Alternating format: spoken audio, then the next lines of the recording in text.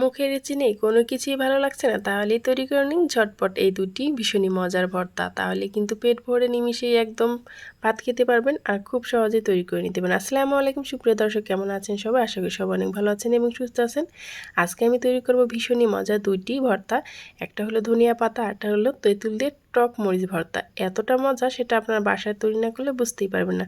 চলুন দেখে নিই আমি এই মজার দুইটি ভর্তা কিভাবে তৈরি করলাম। প্রথমে আমি ধনিয়া পাতাটা ভর্তা করব, সেই জন্য এখানে নিয়ে নিলাম 2টা পেঁয়াজ, এখানে নিয়ে নিলাম রসুন একটা, আর নিয়ে নিলাম কাঁচামরিচ। আর ধনিয়া পাতাটাকে আমি ধুয়ে ভালোভাবে পরিষ্কার করে কেটে নিয়েছি।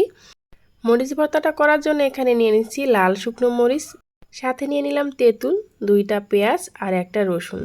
অনেকভাবেই তো মরিচ ভর্তা খেয়েছেন, এভাবে একবার তেঁতুল দিয়ে খেয়ে দেখুন, অসম্ভব মজা আর খেতেও অসাধারণ লাগে।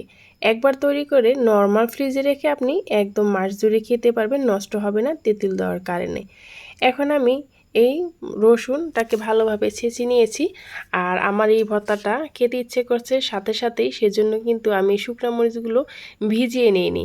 যদি আপনার প্ল্যান থাকে আগে থেকে ভর্তা খাবেন, তাহলে কিন্তু এই মরিচগুলো আপনারা ভিজিয়ে রাখতে পারেন, তাহলে বাটতে খুবই সুবিধা হবে। আর এই মরিচগুলো কিন্তু আমি টেলে নিইনি, টালা ছাড়াই আমি এই ভর্তাটা তৈরি করেছি। এভাবে একবার করে দেখবেন, আশা করি আপনাদের কাছেও ভালো লাগবে। যারা ভর্তা লাভার তারা কিন্তু অসম্ভব পছন্দ করবে এই ভর্তাটা। আমার কাছে রিকোয়েস্ট ছিল আপু এই ভর্তার রেসিপিটা দিও, সেজন্য কিন্তু আমি দিয়েই দিলাম। এখন আমি মরিচ আর রসুন এভাবে করে ভালোভাবে একটু বেটে নিলাম। তারপর আমি এর ভেতরে দিয়ে দেব, এখন আমি এর ভেতরে তেঁতুল দিয়ে ভালোভাবে একটু মিক্স করে নেব। আপনারা চাইলে কিন্তু তেঁতুলটাকে একটু নর্মাল হালকা পানি দিয়ে ভিজিয়ে তেঁতুলের কাঠটা দিয়েই এই ভর্তাটা তৈরি করে নিতে পারেন। এখন আমি তেঁতুলের ভিতরে যে আঁশগুলো থাকে সেটা কিন্তু একটু বের করে নিচ্ছি, তারপর একটু এভাবে করে বেটে নেব। বাটার পরে হালকা দেখবেন উপর থেকে তেঁতুলে যে কাঠটা থাকে সেটা সরে যাবে, দানাটাকে আপনি ফেলে দিতে পারেন। আর এই ভর্তাটা ব্লেন্ডারে করতে গেলে দেখা যায় পাতলা হয়ে যায়, পানি দিতে হয় বেশি, সেই ভর্তাটা কিন্তু খেতে বেশি একটা ভালো লাগবে না। আপনারা একটু চেষ্টা করবেন শিলপাটায় এটাকে বেটে নিতে। যদি আপনাদের মরিচ বাটতে বেশি সমস্যা হয়, আপনাদের হাত জ্বলবে, তাহলে কিন্তু এখানে গ্লাভস পরেও নিতে পারেন, তাহলে কিন্তু ভর্তাটা তৈরি করতে খুব সুবিধা হবে। অথবা আপনারা চাইলে মরিচগুলোকে একটু শুকনো ভাবে একটু ব্লেন্ডারে গুঁড়ো করে নিলে দেখা যায় বাটতে সুবিধা হবে, সেটাও করে নিতে পারেন। এখন আমি তেঁতুলটা সব দানা ফেলে দিয়ে তারপর আমি দিয়ে দিচ্ছি এখানে স্বাদ মতো লবণ আর যে 2টা পেঁয়াজ নিয়েছিলাম সেই পেঁয়াজ দুটো। এখন এটাকে খুব ভালোভাবে মিহি করে আমি এটাকে বেটে নেব, একদম কোনো রকম ঝামেলা ছাড়াই, চুলার কোনো জ্বালাজালি ছাড়াই আপনি এই 2টা ভর্তা তৈরি করে নিতে পারেন খুব সহজেই।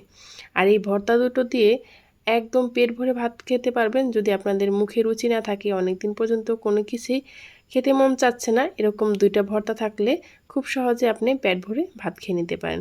এই তো আমার কিন্তু একটা ভর্তা তৈরি হয়ে গেছে। আর এই ভর্তাগুলো আপনারা এখন যেহেতু শীতের সিজন চলে আসছে, একবার তৈরি করে বিকালের নাস্তায় চিতই পিঠা অথবা যে কোনো কিছুর সাথে কিন্তু পরিবেশন করতে পারেন। এখন আমি এই শিলপাটাটাকে ভালোভাবে আবার একটু ধুয়ে পরিষ্কার করে নিলাম।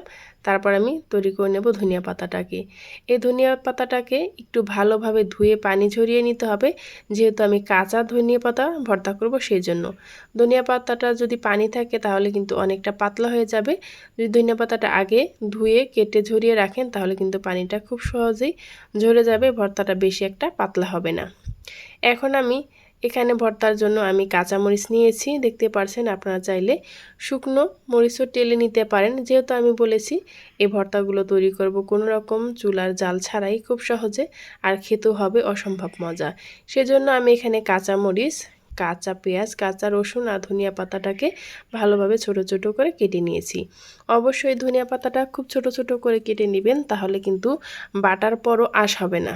যদি বড় বড় করে কেটে নেন তাহলে কিন্তু যখন আপনি বাটবেন তখন কিন্তু আশ্বাস থাকবে, সেক্ষেত্রে ভর্তাটা খুব সুন্দরভাবে মিহি হবে না। এ তো সবগুলো ভালোভাবে একসাথে মিক্স করে আমি এখন বেটে নিচ্ছি। এখন এখানে আমি দিয়ে দেব স্বাদ মতো লবণ। অবশ্যই কিন্তু ভর্তাটাকে খুব সুন্দরভাবে মিহি করে পেস্ট করে নিতে হবে। দেখতে পাচ্ছেন খুব সহজেই কিভাবে আরেকটা ভর্তা রেডি হয়ে গেল।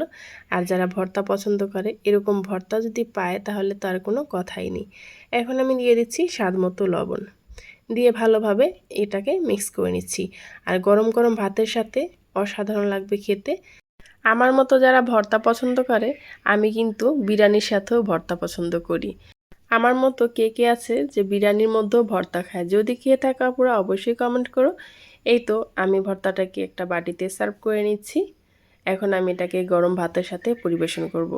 আমার এই ভর্তা দুটো যদি আপনাদের কাছে ভালো লেগে থাকে তাহলে প্লিজ চ্যানেলটি সাবস্ক্রাইব করে পাশে থাকা বেল আইকনটা ক্লিক করে রাখবেন। যারা ফেসবুক পেজ থেকে দেখছেন চাইলে পেজটি ফলো দিয়ে আমার সাথেই থাকতে পারেন এরকম সহজ সহজ এবং নতুন নতুন রেসিপি পাওয়ার জন্য। এই পর্যন্ত যারাই আমার সাথে ছিলেন তাদেরকে জানাই অসংখ্য ধন্যবাদ। আমি জানি আমার মতো যারা ভর্তা পছন্দ করেন তারা এই ভর্তাটা দেখে এখনই খেতে ইচ্ছে করবে। দেরি না করে খুব সহজে কিন্তু আপনিও বানিয়ে নিতে পারেন। পরবর্তী ভিডিও পর্যন্ত সবাই ভালো থাকবেন, সুস্থ থাকবেন। আল্লাহ হাফেজ।